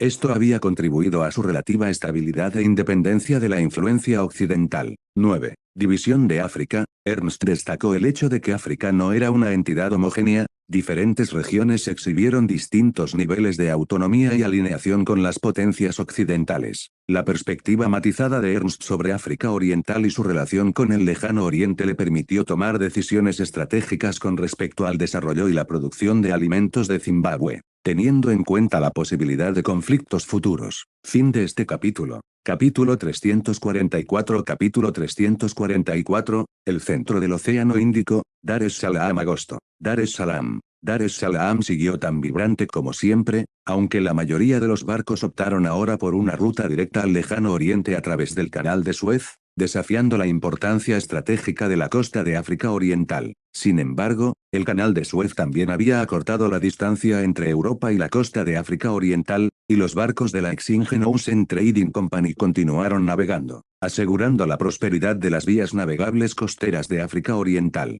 con el apoyo de 5 ubicaciones clave, incluidos el Lejano Oriente, Medio Oriente, el Mediterráneo, Europa Central y Oriental y África Oriental. Exingen Ocean Trading Company se había convertido en la gran compañía naviera líder del mundo. Los 4 sectores principales de la empresa, cereales, materias primas industriales, productos industriales e inmigración, la habían impulsado a convertirse en la mayor compañía naviera no solo de Alemania sino del mundo. Con 4 grandes astilleros independientes, 73 barcos de alta mar y 254 veleros, su tonelaje superaba al de la mayoría de los países. Aunque la Exingen Ocean Trading Company estaba técnicamente dividida en partes alemana y austriaca, su principal objetivo era servir a África Oriental, en particular a la industria del transporte marítimo civil, que era prácticamente inexistente en África Oriental. Como resultado, la empresa de la familia real de Exingen se había establecido con mucha antelación como una organización supermonopolio. Muchos monopolios importantes del mundo apenas habían comenzado a tomar forma, como la American Standard Oil Company, que había surgido por completo después de la crisis económica de 1873 en la línea temporal original. Sin embargo, Exingen Ocean Trading Company tuvo una presencia anterior y más significativa. De hecho, el precursor del consorcio Exingen fue la Compañía Británica de las Indias Orientales, que, aunque similar al consorcio Exingen, no era tan integral. Desde su creación, Exingen Ocean Trading Company no había sido particularmente rentable. De hecho, a menudo operaba con pérdidas debido a las continuas inversiones en construcción naval y a las necesidades de los inmigrantes de África Oriental. No obstante, sin la Exingen Ocean Trading Company, probablemente no existiría hoy el Reino de África Oriental, y África Oriental no habría tenido una presencia tan fuerte en el Lejano Oriente. La empresa había facilitado importantes conexiones entre empresarios alemanes y el gobierno del Lejano Oriente, lo que condujo a un rápido crecimiento del capital procedente del Lejano Oriente en el noreste de Alemania.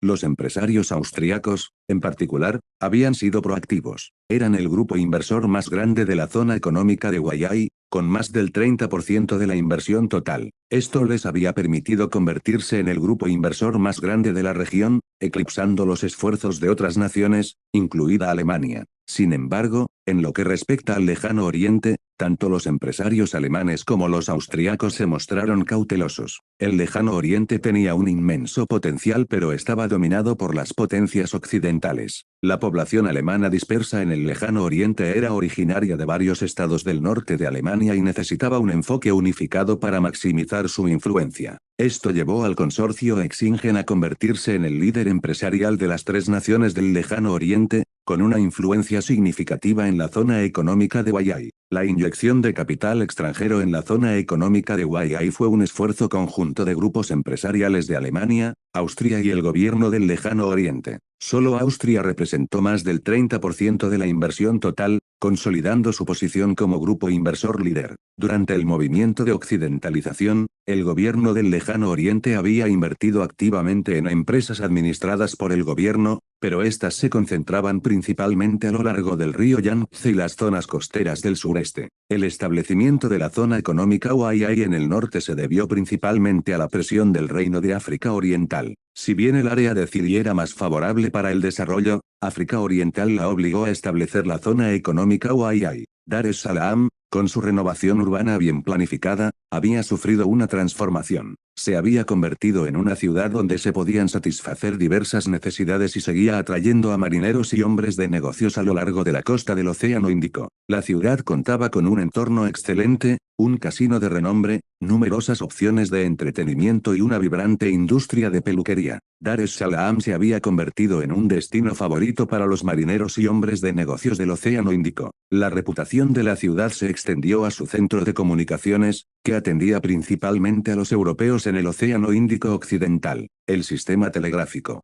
permitió una comunicación más rápida y asequible con Europa, conectando incluso la colonia de Mozambique con Portugal. Dar es Salaam era un centro de comercio, finanzas y transporte marítimo que atraía a visitantes del Madagascar francés, la ciudad del Cabo Británica, el Mozambique portugués y el Sultanato de Zanzíbar. La ciudad ofrecía una amplia gama de comodidades, servicios hoteleros y de catering de primer nivel, y un próspero panorama de pubs y tabernas, lo que la convertía en la capital del vino en la costa del Océano Índico. Aunque la calidad de los turistas que visitaban Dar es Salaam era en general baja, la infraestructura y el sistema de drenaje bien mantenidos de la ciudad ayudaron a mantener limpias las calles. Los baños públicos abundaban, aunque su uso estaba restringido. A pesar de las dificultades que supone alojar a los turistas, Dar es Salaam se ha convertido en una ciudad jardín en la costa del Océano Índico, con una población de poco más de 80.000 habitantes y convirtiéndose en la ciudad más desarrollada de la región. El éxito de Dar es Salaam se atribuyó a su ubicación estratégica,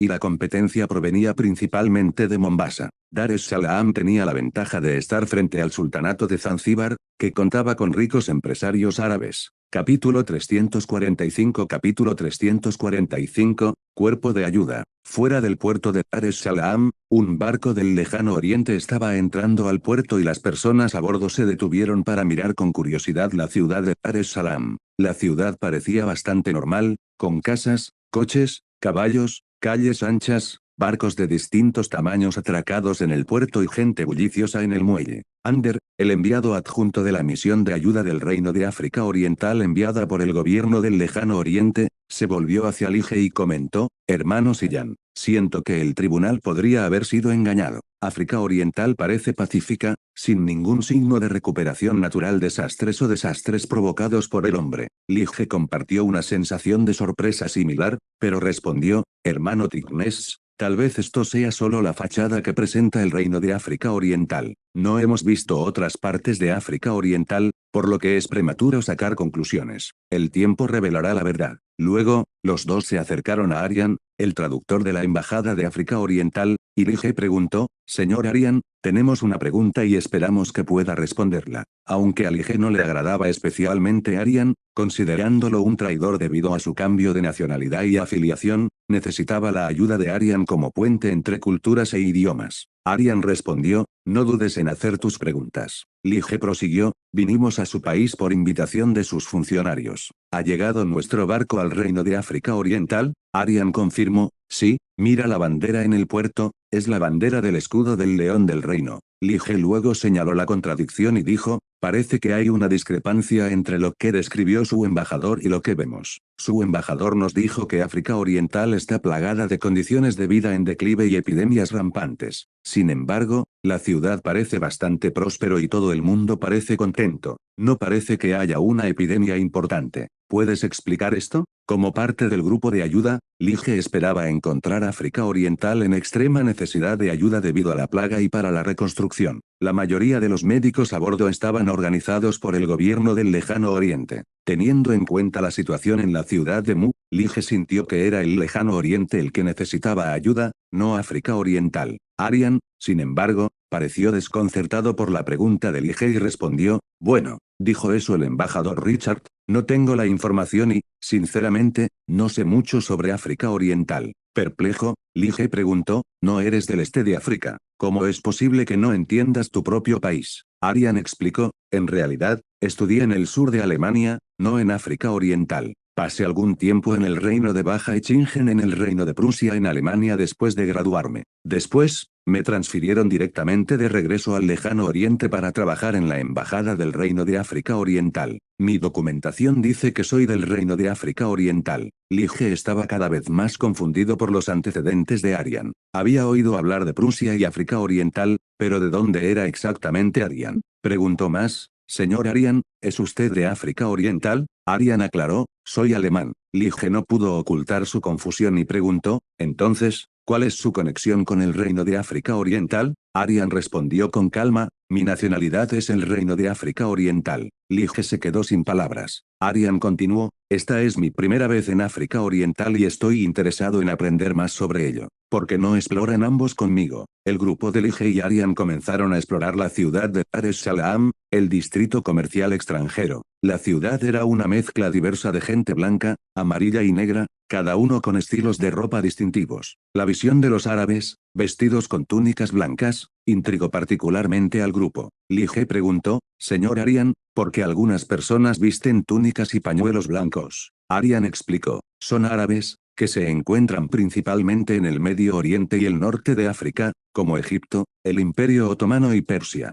Muchos árabes se visten de esta manera. Lige preguntó además, ¿pero por qué están cubiertos de tela blanca? Aryan aclaró, es su costumbre cultural. Al vivir en el desierto, donde el sol es abrasador, con temperaturas que alcanzan los 40 o 50 grados centígrados durante el día, vestir de blanco refleja mejor los rayos del sol y reduce la absorción de calor. Lige y su grupo se dieron cuenta de que la vestimenta de los árabes era una cuestión de costumbre, no un signo de plaga o angustia. Habían entendido mal la situación debido a su falta de conocimiento. Lige también consideró afortunado haberle pedido una aclaración a Aryan, evitando así un malentendido importante. Aryan, a quien no le importaban tales malentendidos, continuó guiándolos por la ciudad, brindándoles información sobre la cultura y las costumbres locales. Mientras exploraban más, encontraron un letrero de prohibido el ingreso, lo que desconcertó a Lige. Le preguntó a Aryan al respecto, y Aryan buscó información de un oficial de policía cercano. El oficial de policía explicó, este es el límite con el distrito oeste de Dar es Salaam, que no está abierto a los extranjeros. Luego, Aryan se dio cuenta y le explicó a Lige que Dar es Salaam estaba dividido en el distrito comercial extranjero y el distrito oeste, y que solo se permitían extranjeros en el primero. Aryan, siendo un funcionario diplomático del Reino de África Oriental en el gobierno del Lejano Oriente, necesitaba ponerse en contacto con el gobierno local. Pidió indicaciones para llegar a las agencias del gobierno de la ciudad. El policía le indicó y Aryan le agradeció la ayuda. El grupo de ayuda continuó su exploración de Dar es Salaam,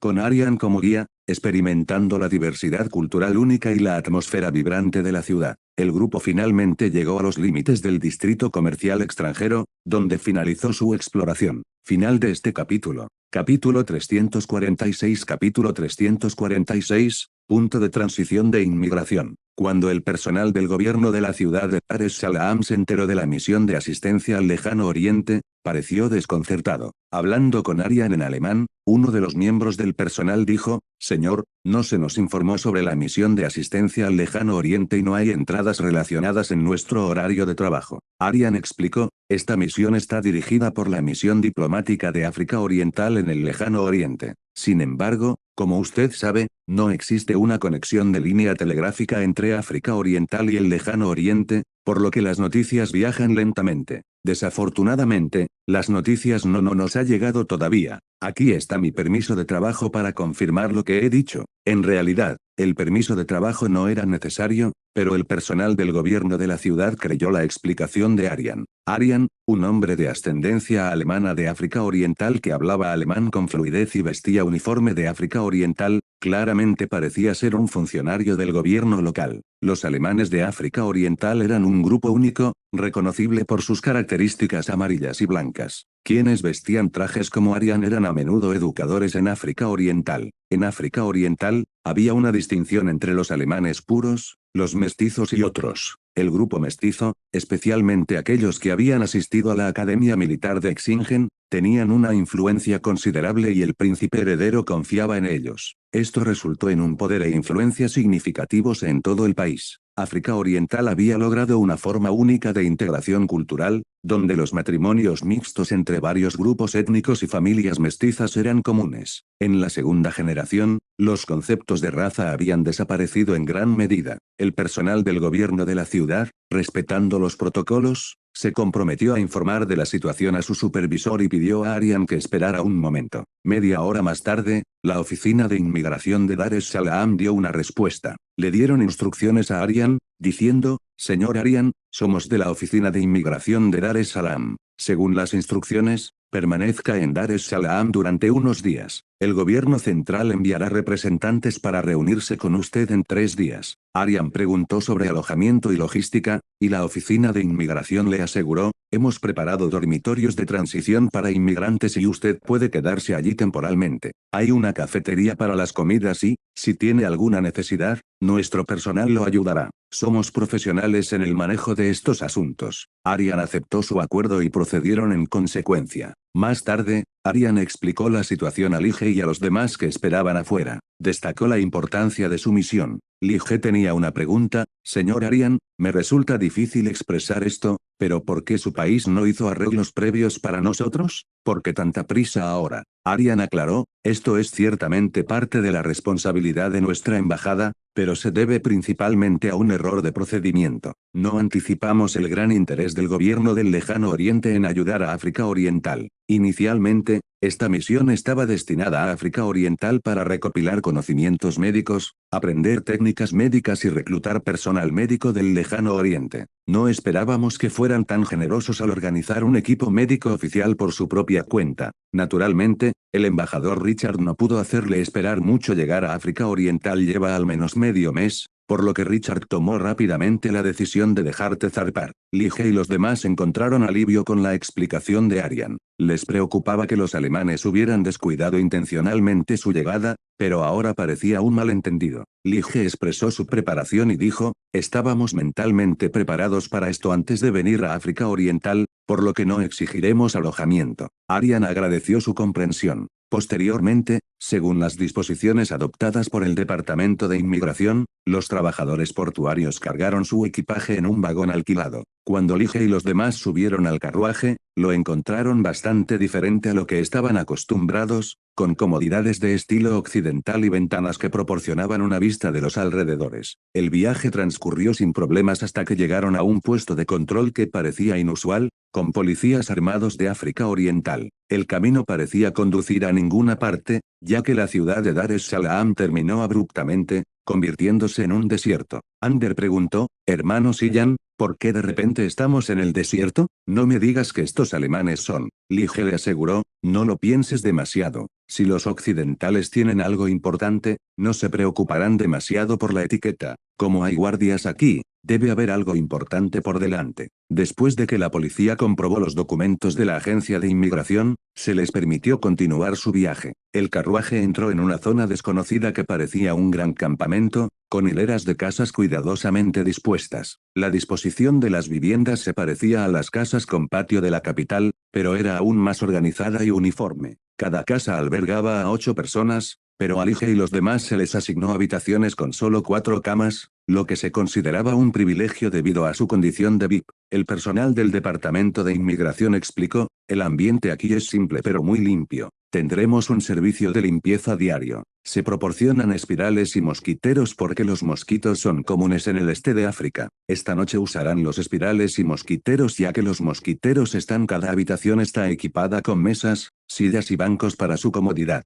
Además, puede hacer frío por la noche, por lo que le proporcionamos colchones limpios». Lige y su grupo estaban contentos con las condiciones y las encontraron mejores de lo esperado. África Oriental no se parecía en nada a la tierra árida y plagada de enfermedades de la que habían oído hablar. Sin embargo, no pudieron evitar preguntarse por qué el reino de África Oriental había pedido ayuda en condiciones tan favorables. Lige reflexionó: «Parece que África Oriental está en mucho mejor forma de lo que pensábamos. Los rumores que escuchamos en el Lejano Oriente pintan un panorama diferente. Deben estar entrando en pánico por alguna razón». Ander añadió: «Como enviados principales y adjuntos del grupo de ayuda, éramos esencialmente chivos expiatorios enviados por el gobierno del Lejano Oriente. Fuimos ascendidos temporalmente para encargarnos de esta misión. El equipo médico dirigido por Li Yander estaba compuesto originalmente por médicos no gubernamentales del área de Cilia, quienes se les mantuvo en la ignorancia sobre las verdaderas condiciones de África Oriental. Habían oído rumores de sus colegas y estaban al tanto de la situación real. Li continuó: en realidad, el reino de África Oriental esperaba ayuda para recolectar recetas, adquirir conocimientos médicos y reclutar personal médico del lejano oriente. No esperaban tanta generosidad de nuestro gobierno, que organizó un equipo médico oficial. En el embajador Richard no tuvo más remedio que actuar rápidamente. Enviar noticias a África Oriental lleva tiempo y no podemos permitirnos ningún retraso. Li y Ander se dieron cuenta de que la situación no era lo que parecía. Su percepción de África Oriental se había visto distorsionada por rumores y desinformación. El gobierno del lejano oriente había enviado inicialmente a Li y Ander como enviados al reino de África Oriental, con el objetivo de satisfacer sus conocimientos y recursos médicos. Sin embargo, cuando se enteraron de la voluntad del lejano oriente de enviar un equipo médico oficial, el embajador Richard tuvo que actuar con rapidez. Li concluyó: ahora que estamos aquí, debemos llevar a cabo nuestra misión con dedicación. Es una oportunidad para aprender más sobre la situación de África Oriental.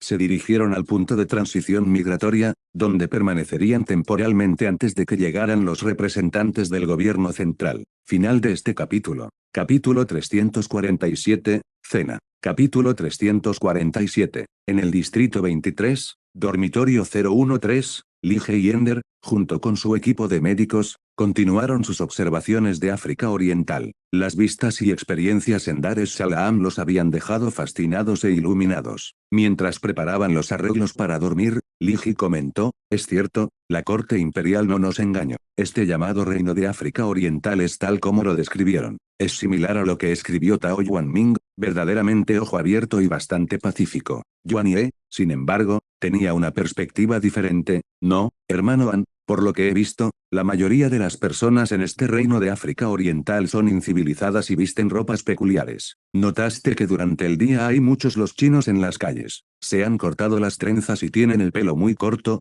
casi como monjes. ¿No tienen miedo de deshonrar a sus antepasados? Li ofreció un contrapunto: Yuan Ye, no juzguemos demasiado rápido. Este no es el lejano oriente, es una tierra extranjera, el territorio de los bárbaros occidentales. Tienen costumbres y apariencias diferentes en comparación con nuestra dinastía celestial. En parte esto se debe a nuestra falta de exposición, y estos son nuestros compañeros chinos. Hoy noté algunos dialectos del norte que me resultan familiares. Yuan Ye se mantuvo escéptico: hermano An, estoy seguro, esas personas son compañeros chinos de mi tierra natal. No lo confundiría. Soy de Daming Mansion, conozco el dialecto. Yen Mu intervino: hay excepciones a cada regla. Creo que algunos nobles chinos pueden haber conservado sus costumbres, pero son la minoría. La mayoría de la gente puede haberse conformado por necesidad o coerción. No debemos apresurarnos a juzgar. Mientras hablaban, Hans Zhou, un empleado de la Agencia de Inmigración de África Oriental que también provenía de China, se unió a la conversación. Explicó que él también había notado a los residentes chinos en Dar es Salaam, algunos de los cuales habían cortado sus colas. Yuan Ye, desconcertado por esto, comentó: si son chinos, ¿por qué han abandonado nuestras costumbres y adoptado prácticas extranjeras? Hans Zhou explicó: no es tan sencillo. Quizás los locales los obligaron o decidieron adaptarse. Después de todo, estamos en territorio extranjero y, a veces, la supervivencia tiene prioridad sobre las tradiciones. Li añadió: si bien la dinastía celestial enfrenta dificultades, tenemos que reconocer que estos son tiempos difíciles. Los desastres naturales, la rebelión y las invasiones extranjeras nos han acosado. La supervivencia inmediata de la gente a menudo eclipsa las consideraciones culturales. Muchos aquí pueden haber elegido adaptarse a su entorno para su propio bienestar. Yuan Ye no pudo evitar expresar sus preocupaciones. Aún así, adoptar esas costumbres, cortarse la trenza y usar ropa extranjera son cambios drásticos. Hans Zhou lo tranquilizó: Yuan Ye, no seas demasiado duro. Es probable que se sintieran obligados a ajustarse a las costumbres locales debido a las circunstancias que enfrentaron. Li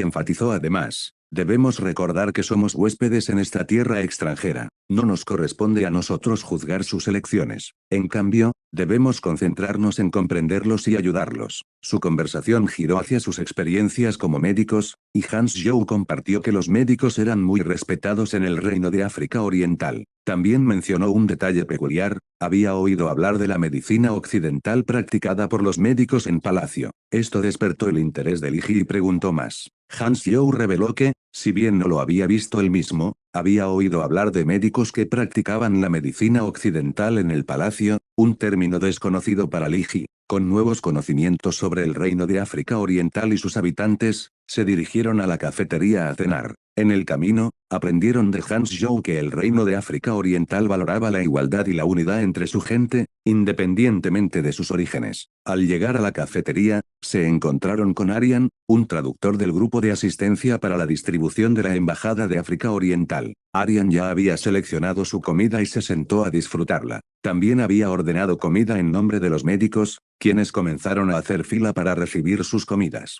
Li Ji y Ander se maravillaron con la variedad de comida disponible y Li Ji comentó sobre las ricas ofertas. Ander, que había experimentado la pobreza en sus primeros años, compartió su aprecio por la abundancia de comida. Li Ji reflexionó sobre su propia vida y compartió: me considero acomodado en el lejano oriente, pero rara vez me entrego a comidas tan extravagantes. Por lo general, llevo una vida sencilla. Sin embargo, la gente común aquí puede disfrutar de un festín de carne y vegetales. Su conversación eventualmente condujo a una discusión sobre las diferencias entre los médicos de África Oriental y del Lejano Oriente, y Li Ji señaló que los médicos generalmente tenían ingresos más altos. Sin embargo, Arian explicó que sus hábitos gastronómicos le habían impedido notar esos matices. Mientras continuaba la comida, se dieron cuenta de que los médicos del reino de África Oriental eran inmigrantes chinos del Lejano Oriente. Esta revelación despertó la curiosidad sobre la presencia de la medicina occidental en el palacio. Si bien Hans Zhou no lo había visto personalmente, había oído hablar de médicos que practicaban ese tipo de medicina. Con sus apetitos satisfechos y sus conocimientos ampliados, regresaron a su dormitorio, agradecidos por la oportunidad de explorar y aprender en esta tierra extranjera. Capítulo 348. Capítulo 348, Conversación con el rey de África Oriental. Dar es Salaam,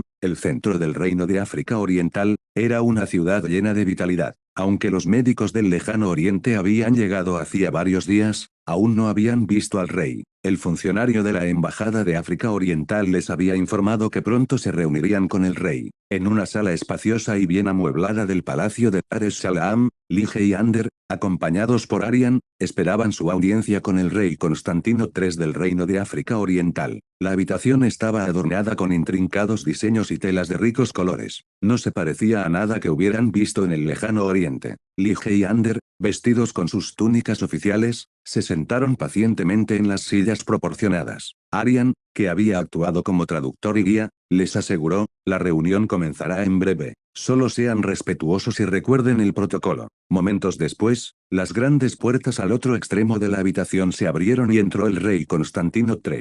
Era un hombre de poco más de 40 años, de porte regio y aire de autoridad. Llevaba una túnica sencilla pero elegante y su presencia inspiraba respeto. Arian se puso de pie y presentó: Su Majestad, permítame presentarle al Dr. Li Ji y al Dr. Ander, expertos médicos del Lejano Oriente. Han venido a ofrecer su ayuda al reino de África Oriental. El rey asintió graciosamente y habló con voz profunda y resonante: bienvenidos, médicos del Lejano Oriente. He oído hablar de su experiencia y estamos agradecidos por su disposición a ayudar a nuestro pueblo en su momento de necesidad. Li Ji y Ander se inclinaron respetuosamente y Li Ji respondió: Su Majestad, es un honor para nosotros estar aquí para brindar asistencia médica. Estamos comprometidos a hacer todo lo posible para aliviar el sufrimiento de su pueblo. El rey Constantino III sonrió cálidamente y dijo: apreciamos mucho su dedicación. Hemos oído hablar de las prácticas médicas avanzadas en el Lejano Oriente y esperamos que su experiencia pueda beneficiar a nuestro reino.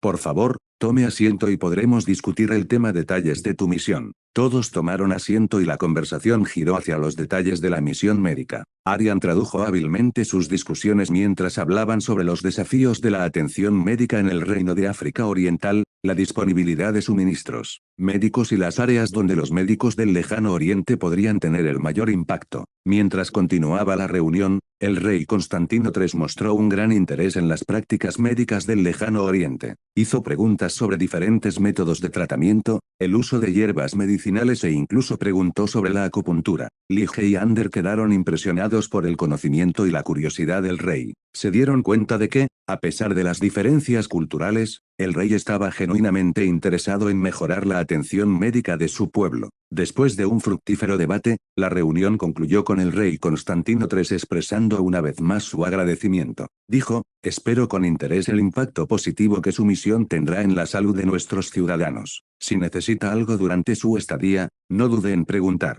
Lige y Ander expresaron su gratitud y aseguraron al rey que harían todo lo posible para cumplir su misión. Cuando salieron del palacio, Arian se volvió hacia Lige y Ander y les dijo: el rey quedó muy impresionado con ustedes dos. Su experiencia y voluntad de ayudar han causado una impresión positiva. Este es un buen comienzo para su misión aquí. Lige y Ander asintieron con la cabeza, sintiendo una sensación de satisfacción. Habían llegado al este de África con la esperanza de marcar una diferencia en la vida de su gente, y su encuentro con el rey había marcado un tono positivo para su misión. Capítulo 349, Militarismo. Capítulo 349. Ander y Lige entablaron una conversación sincera, profundizando en la geopolítica y el militarismo de Europa y África Oriental. Ander había buscado el consejo de empresarios extranjeros antes de venir a África Oriental, y sus ideas pintaron un cuadro de la historia de conquistas y guerras constantes de Europa. Mencionó la reputación militarista de Alemania, incluida la era del rey soldado y las ambiciones y conflictos contemporáneos del rey Guillermo I.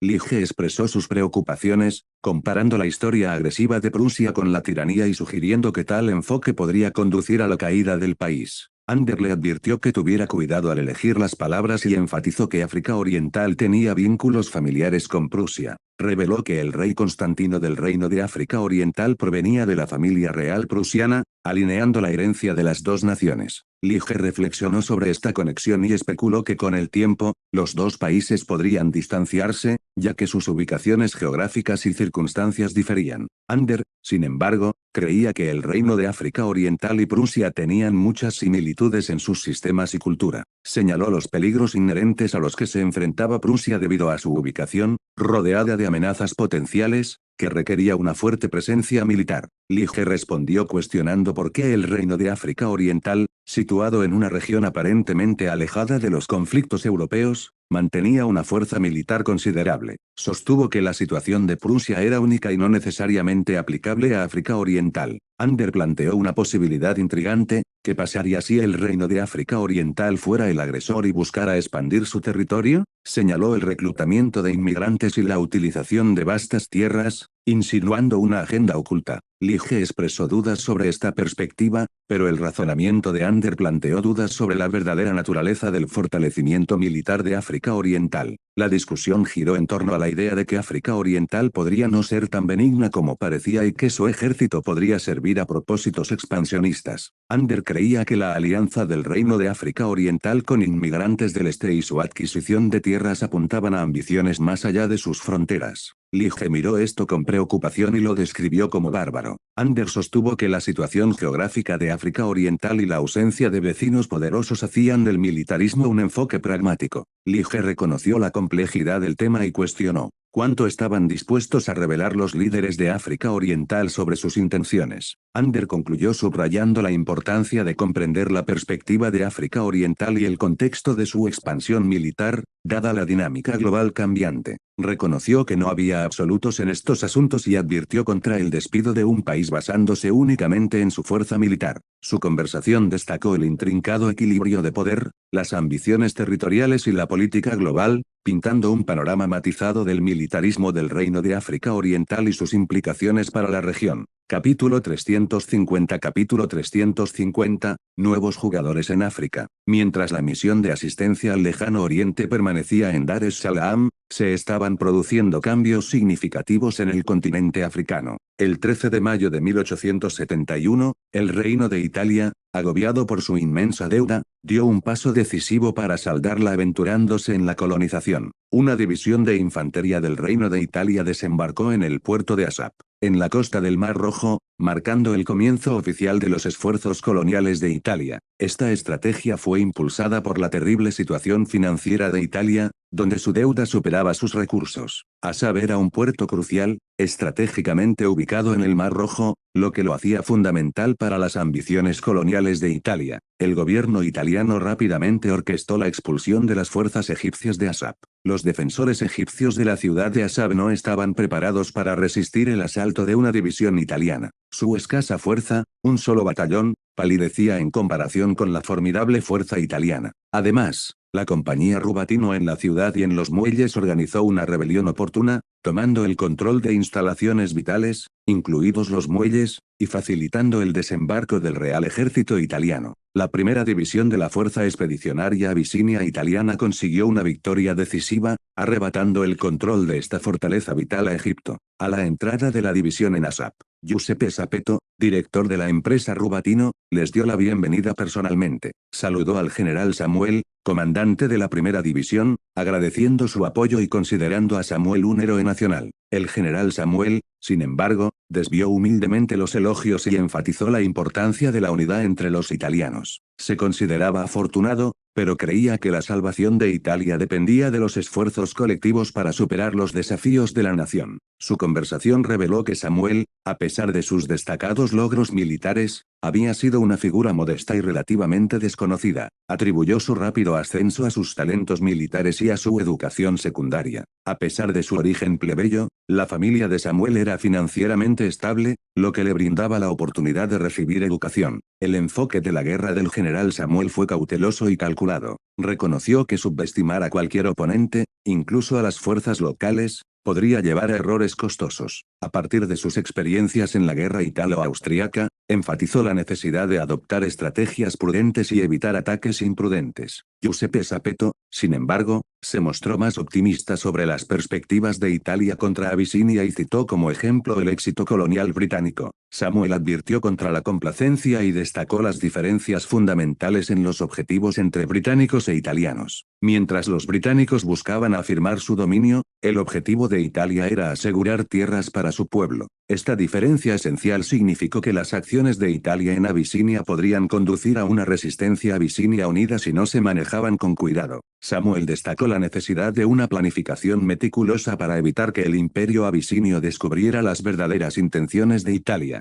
La invasión de Abisinia por parte del Reino de Italia no fue simplemente por hegemonía, sino que tenía como objetivo la subyugación y anexión del país. Era una apuesta de mucho riesgo, en la que Italia había apostado su destino futuro al resultado. El capítulo ilustró la entrada de Italia en la colonización africana, su medida estratégica para abordar sus problemas financieros y los desafíos y complejidades asociados con su invasión de Abisinia. Saludos, soy Canon Audio Novelas, gracias por haber escuchado la novela, espero les haya gustado. Si gustan pueden apoyarme en Patreon, el link estará en la descripción del video. Hasta volverlos a leer me despido.